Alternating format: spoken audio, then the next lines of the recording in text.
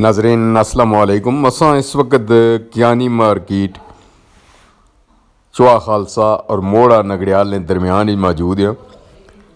राजा सखावत साहब है जी, इन्होंने बेवल भी है दुकान और इत्थे इसी अस मलासा भी आखने कियानी मार्केट होटल भी है इत्थे।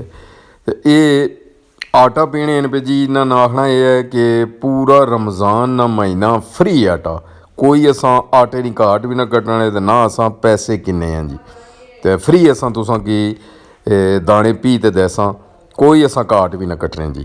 तो अच्छो साढ़े को इसने तू फ़ायदा उठाओ जी।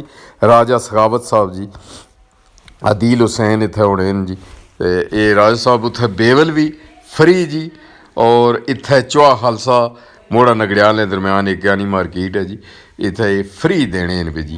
यह होटल है सामने इत्थे, ते इसने तू फ़ायदा उठाओ सारे जी। ये आनी असां की खुशी उसी कि